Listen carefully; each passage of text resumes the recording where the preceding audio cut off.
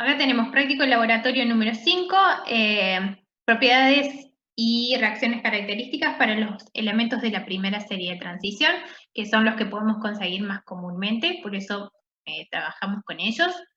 Este práctico es un poco más cortito, o sea que lo vamos a terminar en esta reunión. Son menos experiencias, pero porque la última era una marcha de cationes que experimentalmente llevaba bastante tiempo.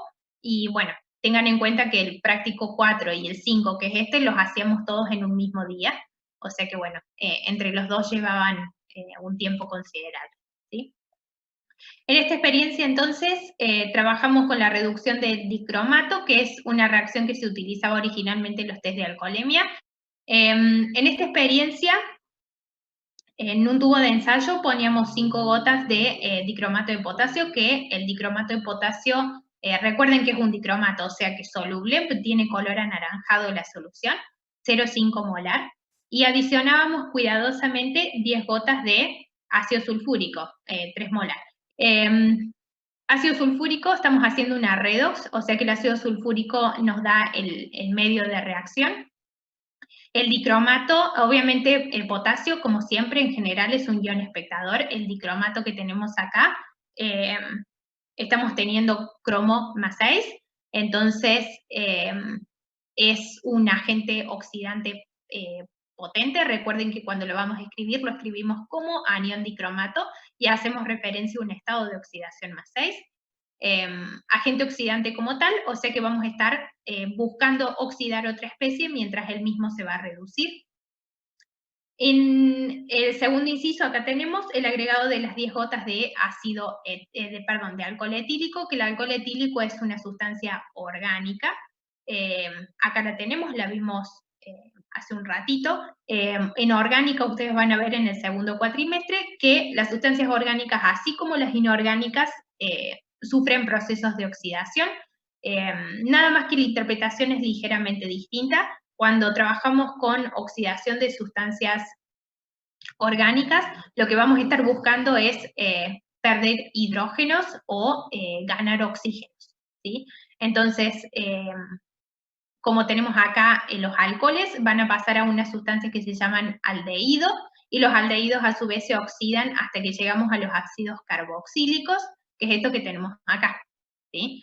En este caso, ácido etanoico, ¿sí? O sea que esta es la oxidación, más allá un poco de lo que esté pasando desde el punto de vista orgánico, lo que más nos interesa es lo que sucede con el anión cromato, por supuesto, que es lo que nosotros estamos buscando analizar ahora en química inorgánica.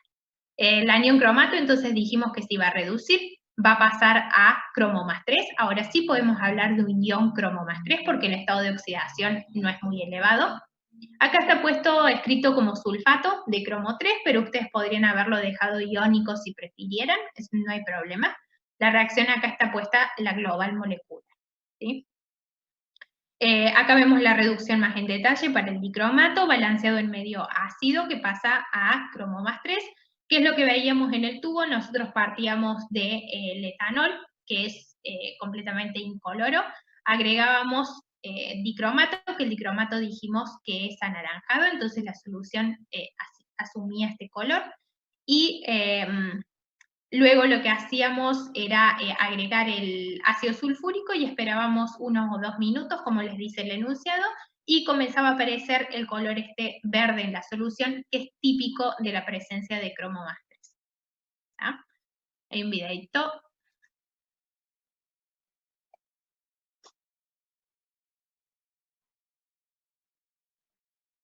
Que creo que es el último. Acá tenemos la solución del alcohol etílico, fíjense que está por acá. Dicromato, que fíjense que es bien anaranjado, dicromato de potasio. Ahí se le puso un poco turbio el tubo, que no sé por qué, no tendría que haber pasado, pero bueno. Agrega ácido sulfúrico y fíjense que si espera un ratito, se empieza a poner de poquito de color verde. Lo que va a hacer va a ser apurarlo con temperatura, cosa que nosotros no hacíamos. No nos hacía falta por una cuestión de que lo poníamos en la gradilla mientras seguíamos haciendo otras 20 cosas al mismo tiempo, Y esto, cuando lo volvían a ver, de repente estaba de color anaranjado, perdón, verde. ¿Sí? Vamos a avanzar un poquito más. Ahí aparece. Y ahí vemos el color verde típico de cromo más 3 en solución. ¿Sí?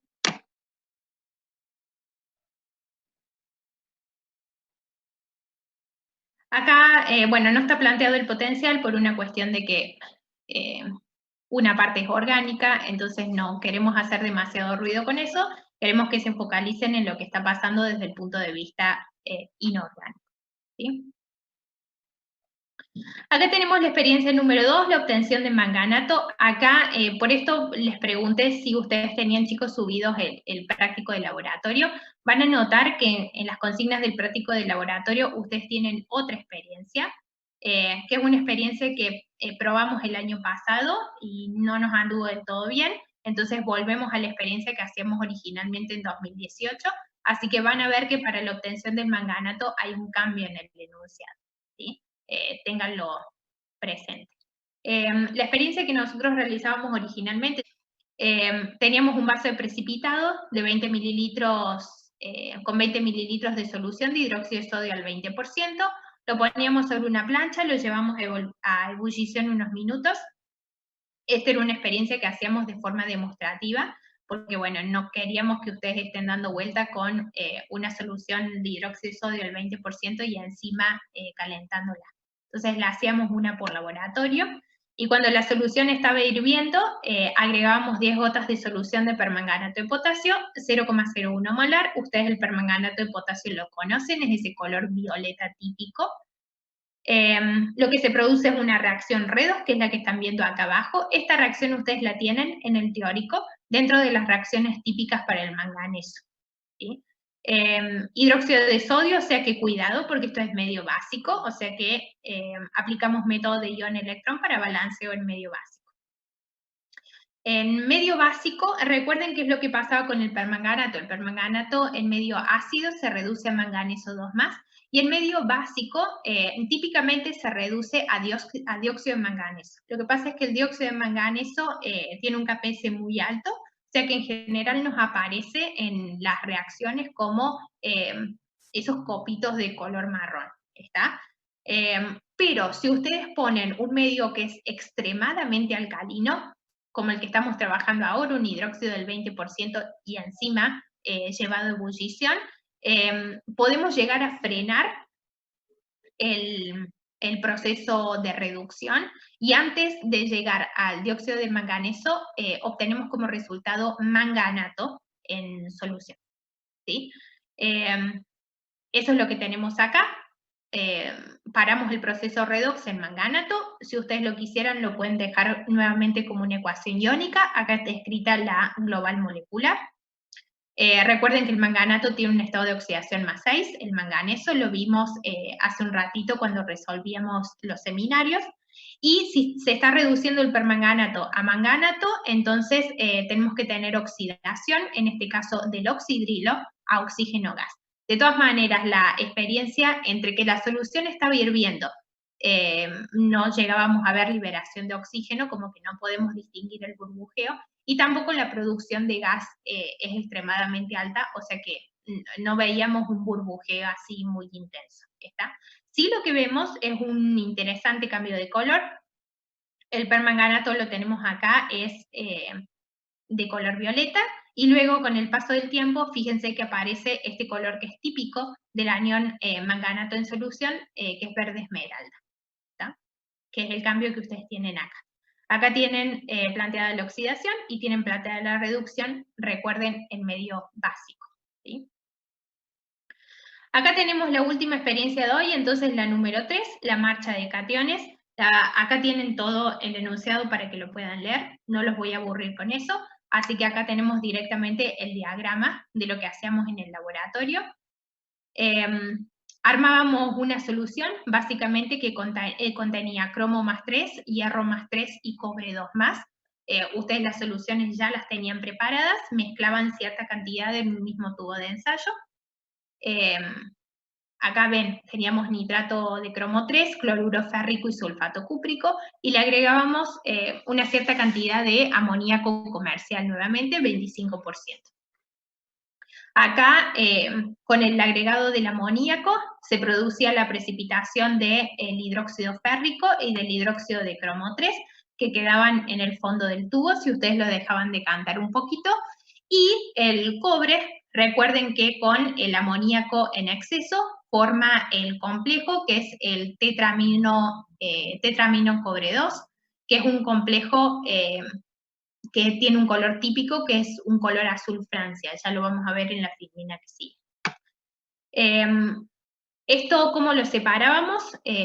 Doblábamos un papel de filtro, lo poníamos sobre un embudito, poníamos el embudo en otro tubo de ensayo, y el tubo de ensayo donde estaba todo mezclado, poníamos el contenido para que filtrara por el papel de filtro. Entonces, lo que pasaba al tubo de ensayo era el complejo azul Francia de cobre, y en el papel de filtro nos quedaban depositados los dos hidróxidos. Acá agregamos peróxido de hidrógeno, que es, cambiábamos directamente el embudito con el papel de filtro, lo poníamos en otro tubo, y sobre el papel de filtro agregábamos la solución de peróxido, y entonces ahí se produce la oxidación del cromo 3+, que pasaba a anión cromato, o sea que veían pasar hacia el tubo de ensayo una solución de color amarilla, ¿sí? Esa solución de color amarilla le agregábamos luego acetato de plomo y precipitábamos cromato plumboso de típico color amarillo. Y en el papel de filtro nos quedaba todavía dando vuelta el hidróxido férrico, que lo poníamos al papel de filtro con el tubito de ensayo, el embudo en otro tubito de ensayo, le agregábamos ácido nítrico concentrado, redisolvíamos el precipitado, y como teníamos hierro más 3, le agregábamos tiocianato de potasio y se forma el complejo tiocianato ferrato 3, que tiene este color rojo intenso y le llamamos normalmente complejo rojo sangre, ¿sí? Veamos un poco cuáles eran los resultados de esta experiencia. Acá tenemos inicialmente, voy a volver a sacar las barras, perdón. Teníamos la adición de 3 mililitros de amoníaco 7 molar, que es prácticamente la concentración comercial, ¿sí? Y bueno, precipitábamos el hidróxido de cromo 3, precipitábamos el hidróxido férrico, que acá para que ustedes vean tienen los KPS, fíjense el KPS de ambos, son extremadamente bajos, o sea que precipitan muy, muy mucho, y se formaba directamente porque teníamos amoníaco, ustedes piensen que esto es amoníaco concentrado, concentrado. Si nosotros le hubiéramos puesto amoníaco diluido, en un principio se forma el hidróxido cúprico, pero con el amoníaco concentrado o en exceso directamente pasa a la formación del complejo, que fíjense tiene una K de formación de por 10 a la 11, o sea que es un complejo bastante estable. Acá pueden ver el color típico del complejo azul Francia, y acá tenemos el precipitado del hidróxido de cromo y el precipitado del hidróxido férrico. Que esto no se veía así, porque originalmente cuando nosotros agregamos los 3 mililitros de amoníaco, está todo junto, mezclado en el mismo tubo, o sea que se ve una mezcla de este tipo. Acá los chicos que están como becarios este año nos prestaron algunas fotitos que ellos sacaron cuando lo hicieron, así que podemos llegar a ver algunas fotitos de algunos grupos de años anteriores. Fíjense que acá está todo mezclado, esto es cuando ustedes tienen las 3 soluciones y le agregan el amoníaco y precipitan, ¿sí?, los hidróxidos y está el complejo. Entonces acá lo armábamos el papel de filtro, que acá tienen un poco ustedes el proceso como para que lo vean, doblábamos el papel de filtro, lo poníamos adentro del embudo, y este embudo era con el papel de filtro el que vamos moviendo de tubo de ensayo en tubo de ensayo como para ir separando los cátions. Entonces poníamos el tubito con el embudo y el papel de filtro, filtrábamos esta solución, acá nos queda precipitado el hidróxido de cromo 3 y el hidróxido férrico, y en el tubito nos pasaba el complejo que era de color azul Francia, ¿sí? ¿Qué hacíamos luego con esto? Tomábamos el papel de filtro y lo poníamos con el embudo en otro tubito, y sobre el mismo papel de filtro agregábamos la solución de peróxido de hidrógeno. El cromo más 3 se oxidaba y pasa a anión cromato, que fíjense que como esto está en amoníaco concentrado, el balance tiene que ser en medio básico, y también el cálculo de los potenciales de celda, ¿sí? Así que confírmenlo, 0,967, o sea, una redox espontánea.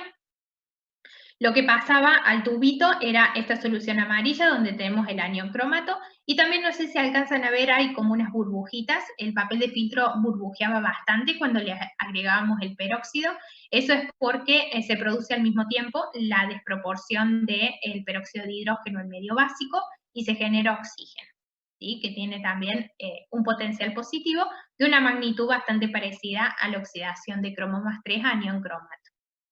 Y nos quedaba finalmente depositado en el papel de filtro el hidróxido férrico, que es el último, ¿sí? ¿Qué hacíamos entonces con el, bueno, antes del hidróxido férrico les había mencionado que para confirmar la presencia de cromato le agregábamos una gotita de acetato plumboso, que lo teníamos dando vuelta ya desde antes en el práctico. Recuerden que acá está planteada la formación del cromato plumboso en lugar de la disociación. Esto ya lo voy a cambiar, tendré que ser una doble flecha. Por eso está planteada la inversa de la capecia, ¿sí? Esto ya lo vimos el jueves pasado. Y se forma el precipitado de cromato plumboso, ¿sí? ¿Qué hacíamos entonces con el hidróxido férrico que nos quedaba todavía precipitado en el papel de filtro? Le agregamos el ácido nítrico concentrado y se forma hierro 3+, se redisolvía el precipitado, y para confirmar la presencia de hierro 3+ en solución, agregábamos el tiocianato y se forma el complejo hexatiocianato ferrato 3, que tiene este color que, como les decía, es un color típico para hierro 3+. Ni siquiera el hierro 2+ lo hace a esto, es solamente hierro 3+, y tiene este color típico rojo sangre, ¿sí? Y con eso intentábamos demostrar un poquito cómo hacer una marcha de cationes relativamente corta, usando un poco todo lo que habíamos aprendido hasta el momento, para separar un catión del otro y que ustedes lo pudieran ver de forma experimental.